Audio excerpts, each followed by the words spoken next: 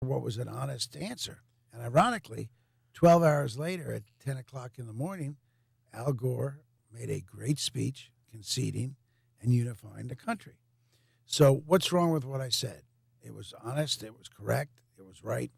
What was wrong with it is, and sometimes I regret that I speak without sort of a filter, although it's been probably one of the reasons that I've remained popular all these years, particularly in this area.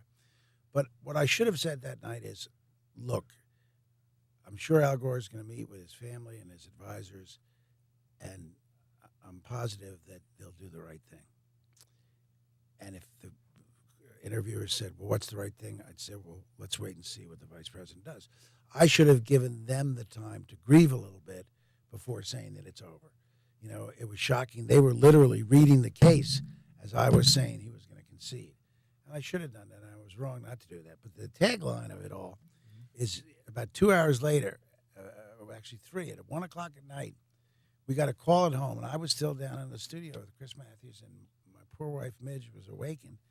And it was Tipper Gore's social secretary telling us that the invitation to the Gore's Christmas party was being withdrawn. Well, the great irony of it was we had never been invited in the first place. Now, we all remember that when he got nominated, the long kiss between him and Tipper Gore. Right. Now, then, so it was shocking to a lot of us who really didn't know him, but you were kind to Al Gore. You talked about the real Al Gore, the one the public never knew. You said that he's funny, he has a sense of humor, warm, extremely nice man. Al Gore is two different people, Bob. When he's in front of a mic, public, running for office, he tightens up and he's very stiff, and he doesn't let his personality be shown. In person, he is funny. He's funny. He tells stories. He's loose. He knows sports. He's just a great guy. And I know Governor Romney a little bit from the 2 years that we were governor at the same time. And Governor Romney is ironically the same way. In person, he's charming. He's funny. He's loose. He's in command of the facts. He goes out in public campaigning, and he stiffens up, and he looks like a zombie. And he makes stupid statements. It's hard to believe because he is not a dumb guy. But he has made this year some of the dumbest statements I've ever seen. And I remember when he was talking about how many cars they had, he was going through the list, and he said, my wife Ann has a Cadillac. And he thought about it, and then he said, actually, she has 2 Cadillacs. Well, you know, he was volunteering something that was enormously detrimental because here's the poor guy out of work. He's barely making his car payments on his 2001, Ford Focus.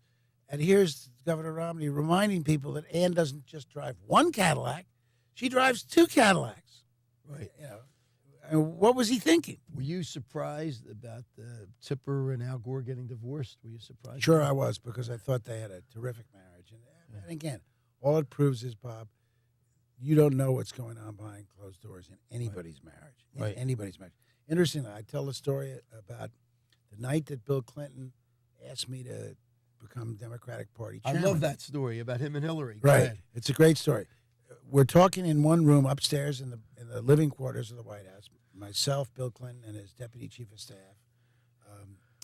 And the phone rings in his den. And he walks into the den, and he takes the call. He walks back in, and he said, you guys relax. It's Hillary. I'm going to be a few minutes. And he walks back in the den. He leaves the door open so we could hear not what Hillary was saying, but we could hear every word the president was saying. And for the next 25 minutes, he was laughing hysterically, and you could tell. He was telling stories about New York State politicians. Hillary was running for senator from New York. She was up in New York campaigning, and it was the end of the night. And he was telling Hillary stories, and you could tell that she was telling him stories, and he was laughing and laughing and laughing. And I've seen the Clintons together many times since Monica stuff, and obviously they haven't had a classic marriage. But I will tell you that anybody who says that there isn't love and affection between Bill and Hillary Clinton is wrong. Right. He's even mad at the people who went against her, like Pat Murphy. He, I think, was responsible for Kathleen Kane's victory, coming in for Kathleen Kane. I think there's no doubt about it. And he was very adamant, and he worked harder for Hillary than he did often for himself. So, no, I agree. It may not be a conventional marriage, but let me tell you, there is real love and affection there, Bob. Right. And Chelsea and her husband, and Ms. Vinsky, Sure. are doing well. And right? you tell me anything you want about the Clintons, but you can tell about people by how they raise their kids. And boy, Chelsea Clinton is A plus, A plus, A plus. Exactly. She did a lot of great things for her mom. So I want to thank you, Governor. I'll just ask you one question because the governor is going to go now. For all the people listening on the radio, I want you to watch Andrea Mitchell the next hour by 1 to 2. I think besides Chris Matthews, who's 5 and 7 every night, Andrea Mitchell 1 to 2 has the best political shows, and she gets the best people. That's why her And show's she's exceptionally smart. Yeah. She's brilliant. She went to Penn, and she started here in Philadelphia. We talked about how she was reporting for the DA's office in '67, but the governor is going to go right to her show from here. And you're on one of your new jobs, and I think it's the greatest job. You must love it. You get paid for something you like because people like to see you on TV. Do you make about 10 or 15 appearances a week, probably? About 8 or 9. Right. And I do it for MSNBC, for CNBC, and once in a while the network. In the contract you sign, the only time you're allowed to go on other networks, Fox or CBS or ABC, is when you're pushing a book, when you've written a book. Right. So I was on CBS with Bob Schieffer on Sunday. I was on CBS with Charlie Rose and his morning show. This Sunday I'm on George Stephanopoulos, all because I'm pushing a book. It's interesting, though, on those shows, give me the book, Bob. What the host does is hold up the book, talk about it for 30 seconds, and then I'm on talking about just general stuff for the next 10 minutes. Well, that's great that you're on because that's going to sell books. And Sean Hannity, he used to have you on his show all the time. He wrote, when Ed Rendell leaves, I'm going to read some of the things that Bill Clinton said, Buzz Bissinger. I think it's amazing you gave Buzz Bissinger 3 years. He could go to any meeting, and he wrote a wonderful book, Prayer in the City. For the City, yeah. I also am very proud that Charlie Manuel, the Phillies manager, who doesn't, because of his drawl and his accent, people don't think he's smart, but he's smart as a whip. He read the book, and you can see he did an acknowledgement and said nice words about the book, and he sort of got the heart of it. Charlie said, I think people will be entertained by this book, regardless of their political affiliation, and I hope that's true.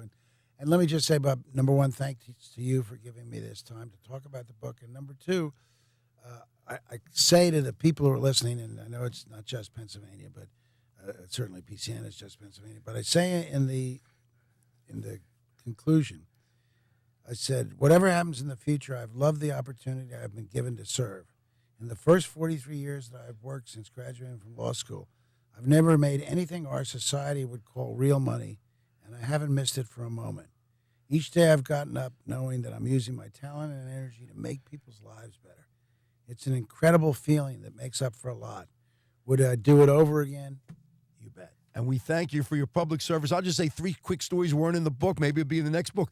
When 6 months from now, they're going to probably put out a paperback edition. But one, the governor who was in a hurry to make things and does so many things. I traveled with him in 1991 and 92 when he was running. It wasn't 91. It was 2001, 2002. And we used to see people, we were in line for 15 minutes at the Turnpike while other people, it's when Easy Pass first came out. I'm proud. I said to you, you know what Easy Pass is? You didn't know at the time. Right, I said, I'm going to give you an Easy Pass for the campaign. And that saved you a lot Tons of of time. Tons of time. So whenever, because nobody knew about it, they were in line waiting 15 minutes to pay. Now, everybody should get Easy Pass now. Exactly. It's a great thing. And then a lot of things in 1991, when you were going to meet Lou Katz for the first time, I was having lunch with him in New York. He said, tell me about Rendell. He says, great DA. He is a wonderful person. And then he had lunch with you, and it worked out well. The rest is history. Well, I got to go, Bob. Governor, thank you very much, and appreciate it very much. And for the WWDB listeners, if you can watch TV, watch Andrea. I'm on at 1:30. Thank you Bob. very much, Governor Ed Have a great Rendell. day. We're so proud of you. And all of you tune in because we're going to hear from our sponsor in a minute, Ron Schwartz, the #1 Colonial Nissan dealer in Pennsylvania. But I want to tell you what Bill Clinton said about Ed Rendell's book. He said, Ed Rendell gives us more than a political memoir. The book is fun, funny, and authentic account of life spent in government and a no-holds-barred argument for bold leadership in America. Buzz Bissinger, Charlie Emanuel, Chris Matthews wrote. So, and I'm proud that Ed is on so many of those shows, and he's doing so many things now. And Governor Rendell, as I said, was 8 years DA, 8 years mayor, 8 years governor. And if Hillary runs, he'll help to run her campaign. So I want to. Is Ron still on with us? Okay, Ron Schwartz. We're on radio and we're even on TV. Just tell me why you're the number one dealer, Nissan dealer in Pennsylvania. Go ahead. Hey, Bob. I was listening to your show and listening to Mr. Rendell. It's a great show. Of course, it's our slogan. If you can't make a deal with us, you can't make a deal with anybody. We are Pennsylvania's number one volume Nissan dealer for the last 7 years. We try our best. We have a great reputation, a great inventory, a great location right down the street from your law offices on Bustleton Pike. And the customers can come in and see the cars personally and see myself, or they can go on the web, www.colonialnissan.com. So it's a great place. I know you bought cars here. Your people bought cars here. Your families bought cars here. And we have a lot of repeat and referral business. And you do the right thing, people come back and they enjoy and they like the experience. And it's a great car, Nissan. Thank you, Ron, for being our sponsor. We appreciate it. And everyone should give you a call, 215-364-1100. Give you a call. They owe it to themselves and their families to get the best deal. And I want to thank all of you for listening today and every Friday, 12 to 1. And thanks, PCN, for giving us the honor to be on their station again. And listen next week. And now you're going to hear another great show, Gold, Carol Gold. Okay, a gold standard. So very good. So thanks again. And I thank Hannah. I thank Tim for getting me our guest and doing this. I thank our law firm, Rovner, Allen, Rovner, Zimmerman, and Nash. And this book, I didn't talk about the gambling, how Pennsylvania, Ed's term brought in us gambling, but we get more revenue in gambling than any other state in the nation. I think more than Vegas and New Jersey. So that's pretty good. Thanks again, and thanks for Corey, and have a wonderful weekend, and we'll see you next week right here on the radio.